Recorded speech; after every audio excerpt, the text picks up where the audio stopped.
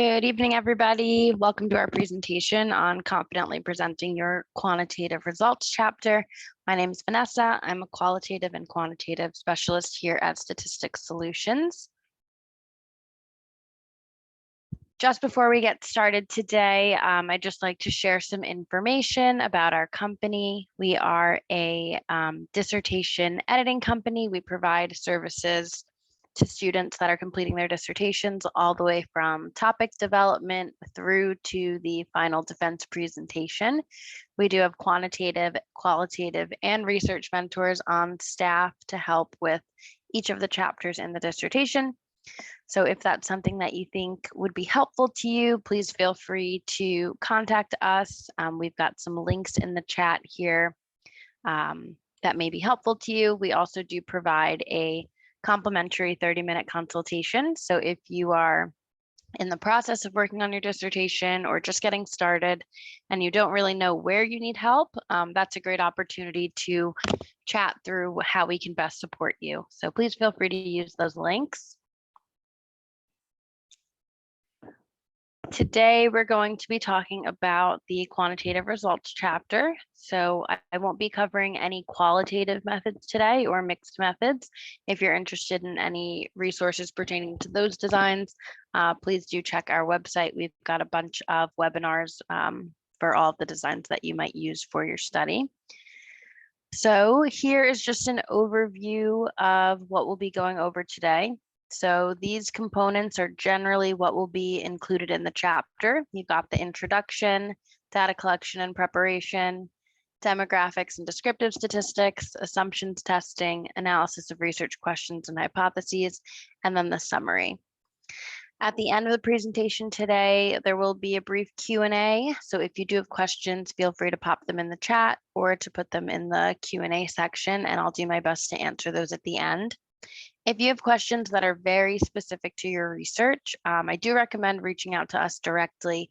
It can be helpful to kind of talk through what your research study is, intending to do before giving direct guidance on different research methods that you might want to use or different ways to organize your particular results chapter. So first, let's talk about the purpose of the results chapter and why it's important to your dissertation. So the purpose of this chapter is to present the data analyses conducted to answer your research questions and hypotheses. In the previous chapters of the dissertation, like the introduction, the literature review, and the methods chapters, you set up the why and the how for your research. So it sets up why your research is important, why you're conducting it, and then how you intend to conduct it. By the time your reader has gotten to the results chapter, you will have already conducted your study, so you will have already collected your data and run your analyses to answer your research questions. So now in this chapter, you are finally getting to the point where you can answer these research questions and present the findings to your reader. So if your study has 5 research questions, then by the end of your results chapter, you should have an answer to each of those 5 research questions. But you want to save further interpretation for the discussion chapter. So you don't want to go into the implications or tying in the results to literature in the results chapter because you save that type of information for the discussion, so later on.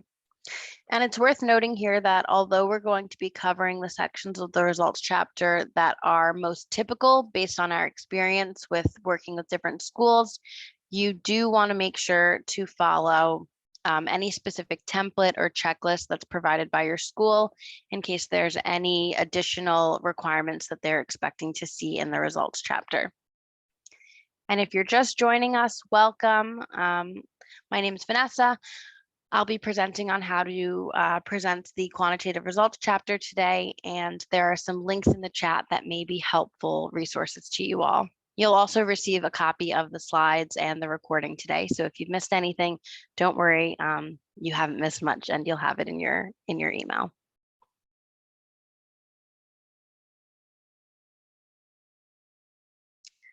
So the first section of this chapter is typically the introduction. So just like all the other chapters, you want to restate the purpose of your study, restate the research questions and hypotheses, and then just provide an outline of what the chapter will contain. So when you restate the purpose of the study, this can be either a verbatim restatement of the purpose. So the same as what you've presented in previous chapters, you can pretty much copy and paste it, or you can do an abbreviated version. What's important to note here is that you just want to make sure that if you do make any modifications to the language, that you're really maintaining the meaning so that your research purpose is consistent throughout your entire dissertation. When you restate your research questions and your hypotheses, that is where you don't want to get creative. So those should really just be completely verbatim. You can copy and paste them every area where they'll be in your chapter and throughout the entire paper. And then for outlining the contents of the chapter, you can just simply list out the sections that will appear in the results chapter. The next section would usually be the data collection and preparation section. So in this section, you want to summarize all of the data collection procedures that you followed, and also note any changes from your originally proposed data collection plan. So this is important if anything changed between when you wrote up your proposal in your methodology chapter to when you actually collected your data. As we know, some things happen. So you may run into issues when you're collecting your data. It could be that a pandemic hit and you weren't able to collect data in person, or maybe one of your research assistants was no longer working with you. Whatever that looks like for your study, you just want to describe that here and talk about how you deviated from your initial plan. Other deviations that could happen, it could be that you intended to get a sample from one population, but some circumstances made you have to change to a different population. So maybe you wanted to collect data from third grade teachers in an elementary school. And then by the time you went and requested that from the school that you could collect data there, they said, sorry, you can't do that. And you had to, switch it up and maybe go to a different school. Another example could be changing your sampling method, or maybe changing the measures or the variables that you originally intended to use. Or if you're doing a secondary data collection study, maybe you weren't able to access the archival data that you wanted to use. So again, whatever that is, there are a number of reasons why things might change between when you originally proposed and what you actually ended up doing, but these are important to note. So this is where you'll do that. There's also a number of different ways that you can go about doing this, and different schools will have different preferred methods. Sometimes schools will just want you to discuss the changes in the results chapter, whereas other times schools may want you to actually go back and revise the methodology chapter to reflect what you actually did. So this is another case where you want to make sure you follow your specific school's instructions for how to handle changes in your procedures. And in this section, in addition to discussing any changes, you'll want to talk about the results of your data collection. So how many participants did you end up getting for your study? What was your response rate? And you also want to discuss any attrition in your sample. So you'll want to discuss things like the total number of responses you've received. So if you're doing something like a simple survey study, how many people answered your survey? And then you'll want to talk about if you have to remove any participants from your study for any reasons. So some reasons that you might remove participants, it could be that they just don't meet your inclusion criteria. So you'll want to talk about what process you went through to ensure that those participants were removed. For instance, that could look like having a few screening questions at the top of your survey. If you collect maybe online, and participants who don't respond the correct way to those screening questions will just be screened out. So at the end, you'll have a sample size of maybe 120, but maybe 35 people responded incorrectly to the screening question, so you had to remove those participants. Whatever that looks like, you just want to describe that here. Then you'll also want to talk about any exclusions that related to your final sample size. So If you didn't want to collect or if you didn't want to analyze data that was incomplete, maybe there are participants who just didn't respond to particular answers, or maybe you even got spam responses. I know that's very common. If you put a study out online, it's possible that you'll get a bunch of responses that are bots or just people looking for, incentives to participate. So again, in those cases, you'll just want to describe the process that you went through to exclude any cases that won't be used in your analysis. You also may need to discuss a post hoc power analysis if you aren't able to reach the sample size that you intended. So usually in your proposal in the methods chapter, you would do a power analysis for this type of study to determine the number of participants that are needed for your study. If you aren't able to meet that, your school or your committee may require you to do a post hoc power analysis to determine the statistical power of your study with the sample that you were actually able to obtain. And also in this section, you want to discuss any preliminary data preparation steps that you did before you conducted your analysis. So that can involve a number of things, such as checking the data for accuracy. This is especially important if you're doing something like an in-person survey where people are actually using a pen and paper to fill out surveys. In those cases, you will need to move those paper surveys into an electronic format. So you'll just want to describe how you checked the data entry process to make sure that you are entering data as accurately as possible. Additionally, you'll also most likely have to have some sort of plan for handling missing data. So like I mentioned before, what are you going to do with those missing responses? It could be that you're going to completely exclude those cases. That's fine. Or it could be that you might replace them. So some ways that you might replace them are with things like mean replacements or doing some kind of imputation to replace the values.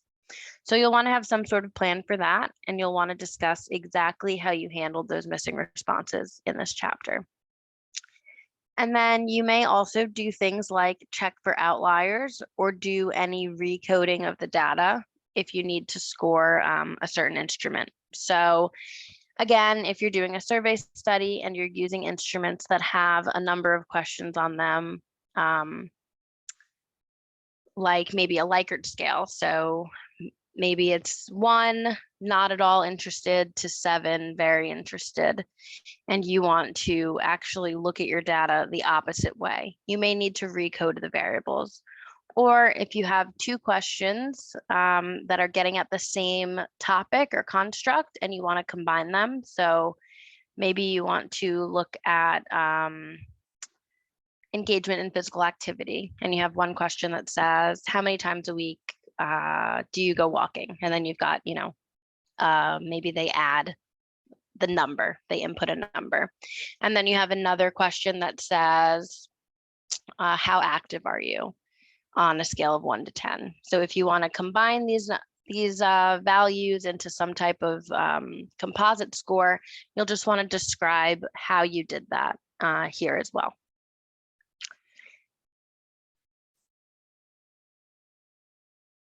So let's just take a look at some examples of what you might write in this data collection and preparation section. So here we have an example where we first state the total number of survey responses that were received. And then we talk about how we needed to exclude some of the participants. So for instance, participants who were missing more than 50% of the questions were excluded in this case. Then we state our final total sample size and how we're handling any remaining missing values or responses. So we had an initial total of 485 surveys. We excluded any responses that were missing more than 50%, resulting in a sample of 396. And then we talk about the missing data. So our missing responses were imputed using regression imputation in SPSS. And again, you guys will receive these slides. So if you want to look back on these examples, you definitely can. So here is another example of how you might write up a post hoc analysis. Oh, sorry, no, not a post hoc analysis. Here's an example of how you would provide a little bit of more information regarding that exclusion process. So again, here we state the total number of participants that responded, and then we go into detail about participants who were excluded for various reasons. So whether they didn't agree to the informed consent, or they had a certain amount of responses missing, or they didn't meet the inclusion criteria for the study. And then again, we state our final total sample size that we used for the analysis. So you've got that laid out here. We started with 163 participants, and then due to various reasons related to not meeting the inclusion criteria, missing responses, or not agreeing to participate in the study, that sample size was whittled down to 98. Now here is an example of what you might write up for a post hoc power analysis. So again, this is what you might use if you aren't able to achieve the sample size that you initially intended. So here we're stating that we're doing a post hoc power analysis. That's step one. Then we are stating the statistical test that we're doing the post hoc for. So in this case, we're doing it for a t-test and a regression. And then for each test that you're doing this post hoc for, you want to state what your sample size was. So our group sizes for our t-test and our sample size for our multiple linear regression, and then state the level of power that was obtained for each test.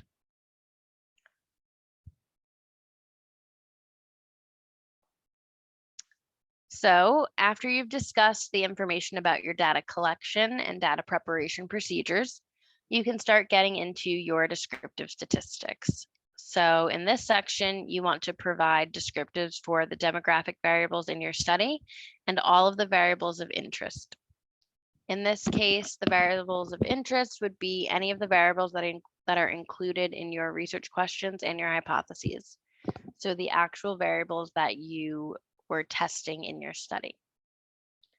You'll want to provide things like frequencies and percentages for any categorical variables. So when we think of categorical variables, just a refresher, that can be things like gender or ethnicity. So anything that falls into a category. And you'll want to provide means and standard deviations for any continuous variables. So your continuous variables would be things like age, GPA, weight, anything that can be placed on a number line.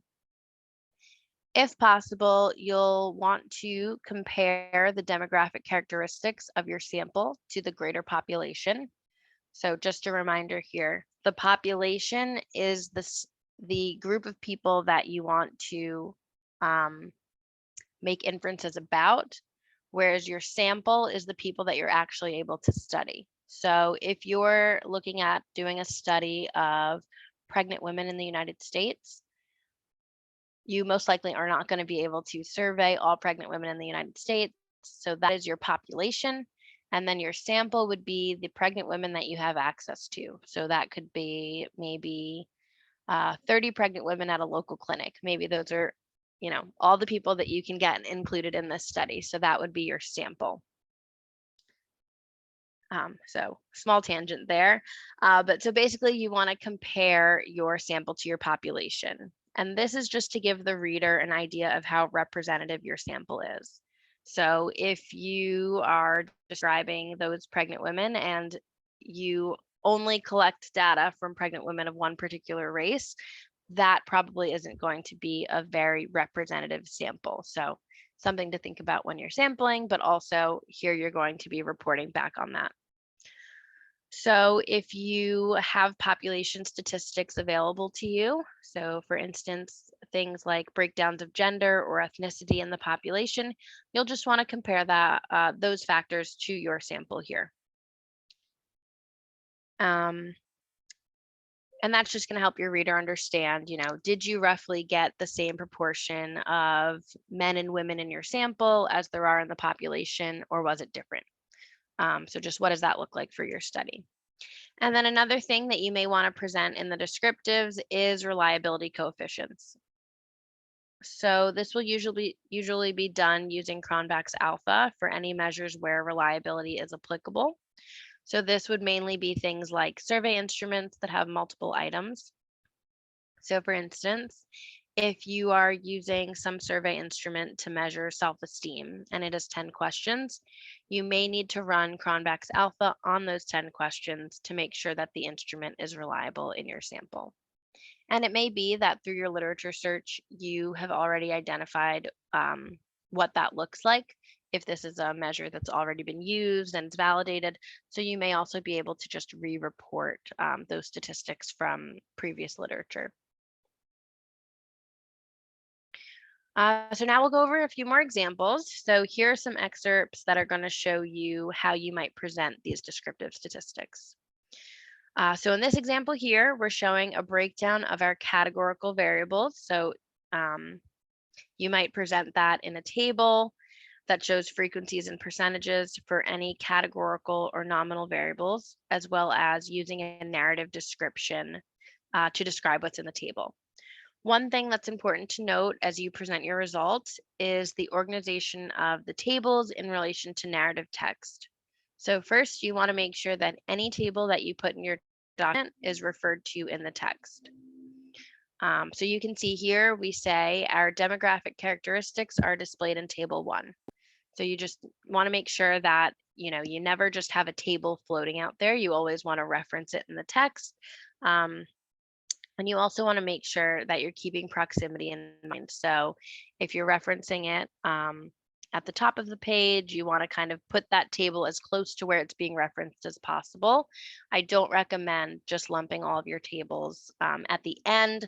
It's a little easier for the reader to kind of go along with these tables and the narrative text as they read. Let's see here. So here you can see that we're reporting the frequency and percent of our categorical variables. Age, I know earlier I said that age is continuous, but if you choose to do age groups, then it swaps, that it's categorical. So here we're indicating that there were 65 people within this age range. So that's why this still works in this categorical sense. And then here we're also reporting any missing data. So there were 6 people that didn't respond to the gender question, and there were 6 people that didn't respond to the age question here. And in your narrative text, you can briefly summarize this. You don't need to restate exactly what's in the table. So you don't need to say there were, 255 men and 135 women. You can really just give a brief overview. So one way to do that is by providing like the majority. So the majority of participants were men, or the most commonly reported elements of the table. So here is an example of how you might present your descriptives for continuous variables. So in this table, we're looking at age as a continuous variable, time working as a mental health nurse, and then the nurse to patient ratio. So here, instead of reporting the frequency and the percent, instead we're reporting the minimum, the maximum, the mean, and the standard deviation. So this is common practice for your continuous variables as well. And then here's an example of how you might present a table for Cronbach's alpha reliability coefficients. So you may want to present the number of items and then the alpha level for each of the instruments that you used. So here, these are each of the subscales that were used in the survey. So for the positive attribute subscale, there were 13 items and the alpha was 0.93. So just another way to report a different type of statistic. Okay, so now you have gone through all of your descriptives and it's time to get into your main analysis or your main analyses if there's more than one. So here's where you're really talking about how you answered your research question. But before you can do that, you need to talk about the assumptions of those analyses. So essentially, all inferential statistics that you do or that you would do to answer your research questions have some sort of statistical assumptions associated with those tests. So for instance, if you are doing a t-test, some assumptions might include testing for normality and homogeneity of variance. So bringing you back to Stats 101, getting in that assumptions testing. So all statistical tests have different assumptions that are required before you can conduct those tests.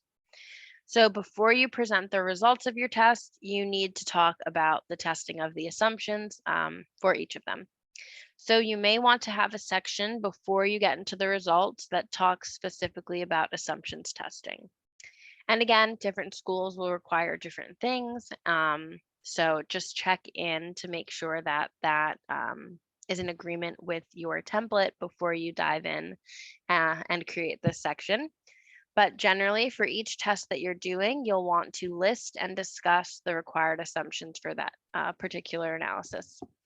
So you want to list what's required. So for instance, if you are doing a t-test or an ANOVA, you may need to do assumptions testing for normality or homogeneity of variance.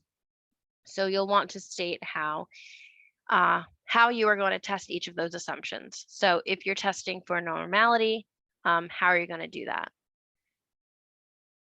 If you know, you can pop it in the chat.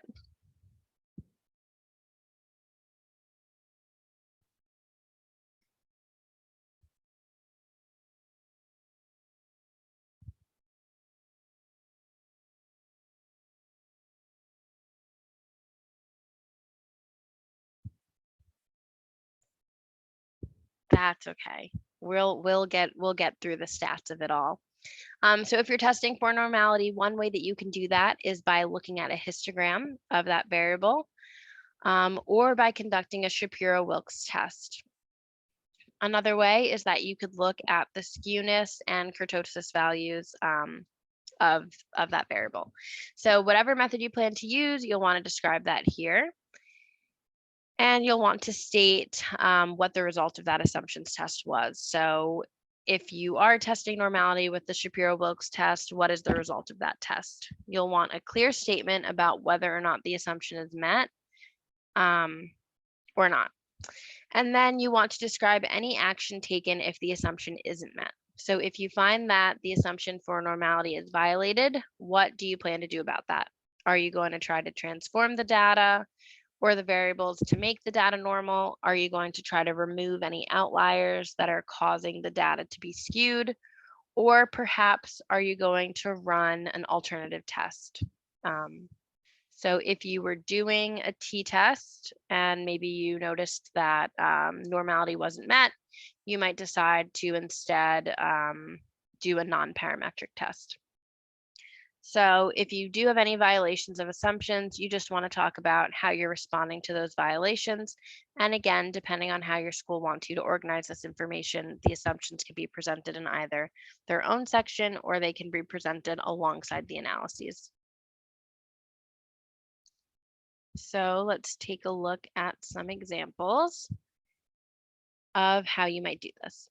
So here we're testing normality and we're doing it by presenting a normal probability plot.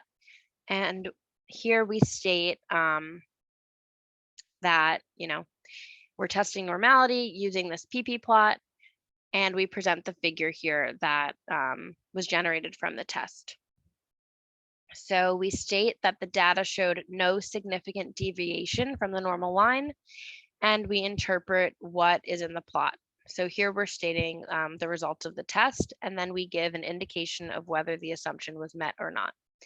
In this case, the assumption was met because the data appeared to follow the line, indicating that it is a normal line. So this is an example of something, sorry, going back. This is an example of something that you would do to test normality.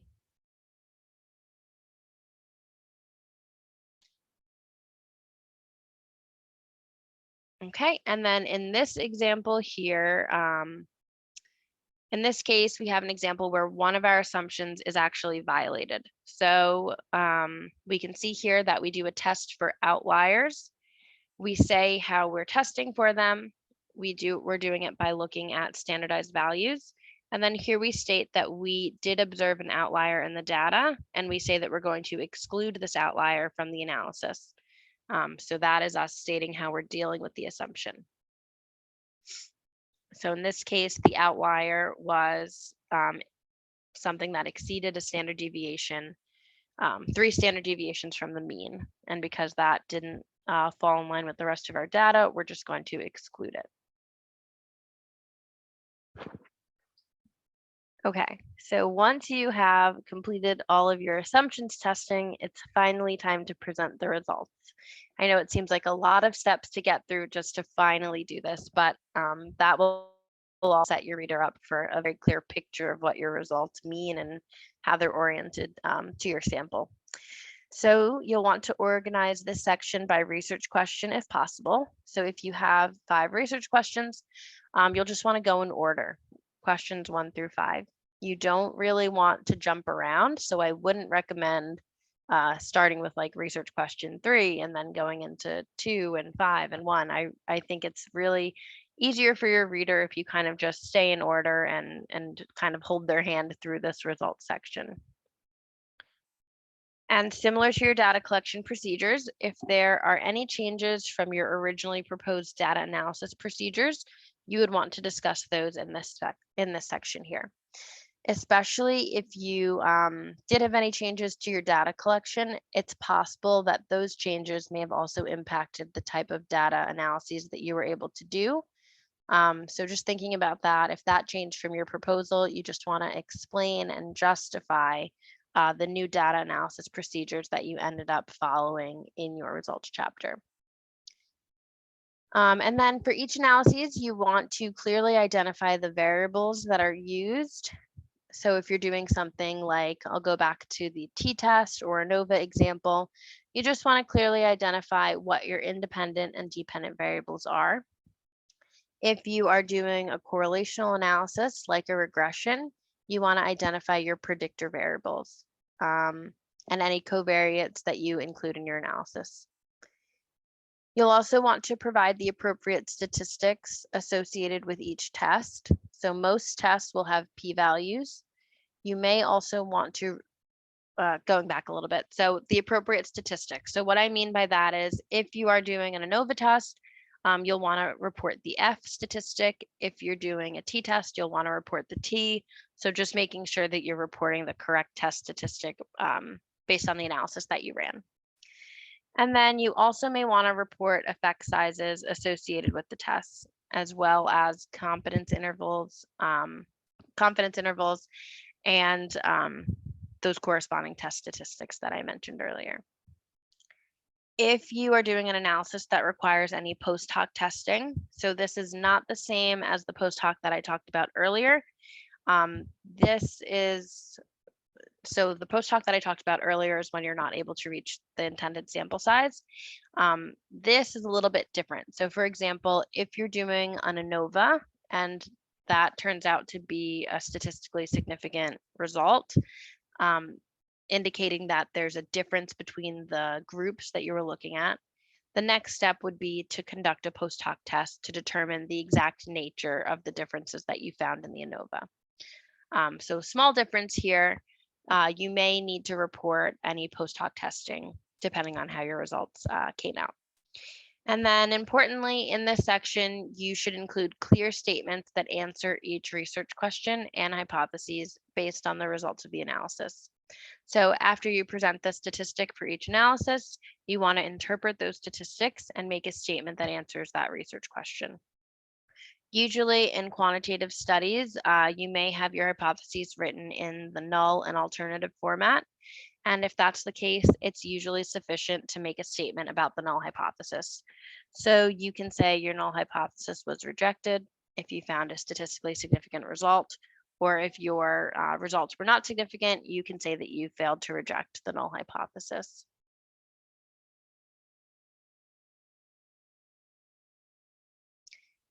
So now we'll go through some examples of what that looks like.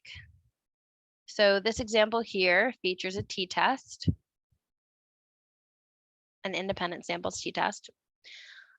We start off by saying what analysis we're doing. So again, we're doing an independent samples t-test. Then we state our independent and dependent variables. And then we go on to show the results of the t-test, including our t-statistic with the degrees of freedom in parentheses. So 105 is our degrees of freedom here. Our t-statistic is 1.96. And then we go on to give our p-value, so p 0.052. And in this case, we also reported our Cohen's d, so the effect size, which is 0.55. And then we interpret this test. So these results were used on a basis of the p-value being greater than 0.05. So in this case, they were not significant. Then we go on to state that. So we say that this t-test is not significant, and we make an interpretation of what that significance means. So in this case, it means that there is a non-significant difference between these two groups, so between the male and female groups in our study. Then we go on to say, so since our results were not significant, we were not able to reject the null hypothesis, and then we reference the table where these results are laid out.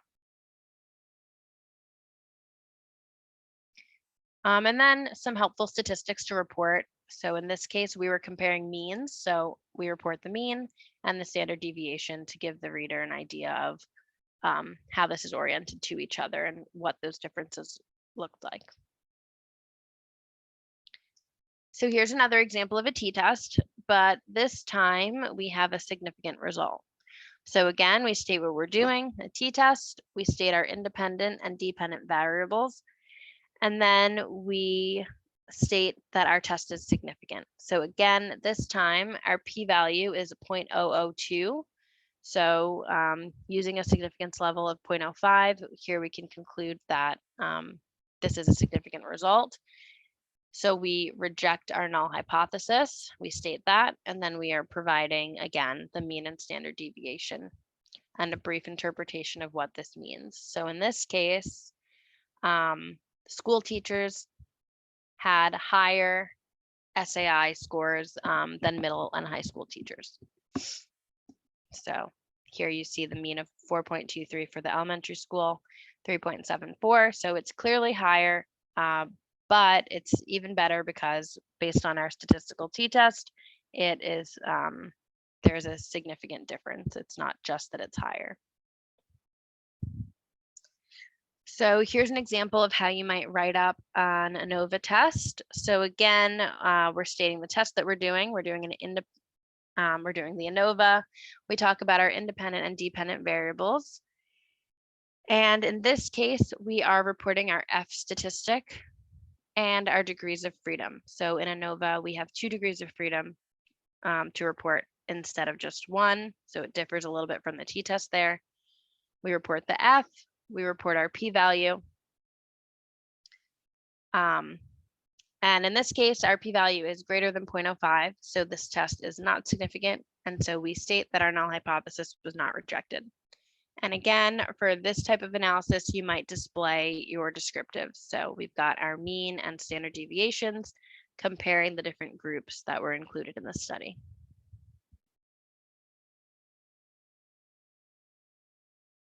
Okay, and then in this example, we are presenting the results of a correlational analysis.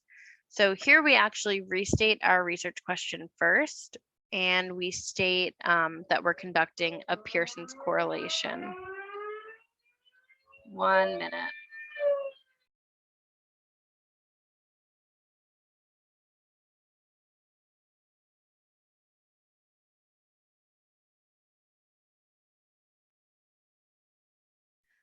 So here we are reporting the Pearson's correlation. So we state the variables that are being used in our analysis, and then we present our Pearson's correlation coefficient. So you'll notice in this case, we're not reporting F or T, we're actually reporting R. So again, just remembering that the test statistic will differ based on the test that you're running. So we report R, and then we're also reporting the p-value that's associated with this correlation and interpreting it. So in this case, we can see that our results are significant, and therefore we can reject our null hypothesis.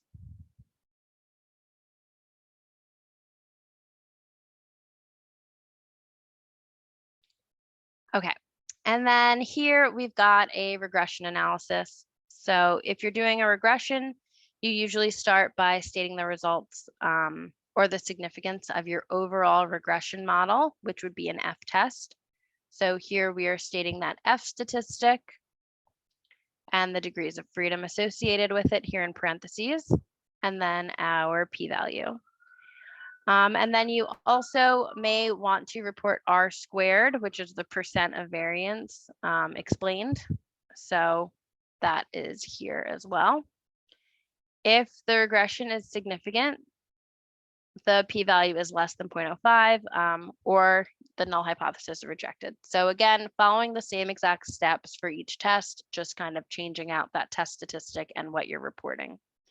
And then usually for regression analysis, you would present a table showing the individual predictors for the regression. So you might present them in a table like the one here I have on screen, where you show all of your predictors in the regression, and then you show the regression coefficient for each. And then you will want to interpret those regression coefficients that are significant in your model. So in this case, it looks like one variable is significant here. So we've got a significant variable here. The p-value is less than 0.001, whereas all of the other variables are greater than 0.05. So we've got one significant variable to report in this case. Okay, and then once you've done all of that, you have completed your dissertation. So at this point, you will want to summarize the high points of the chapter. You can do that just by kind of taking a few sentences for each of the sections that you went through and just reminding the reader what was discussed. Really think about this summary here as if your chair doesn't read any of the chapter and only has time to read your summary, what is important for them to take away.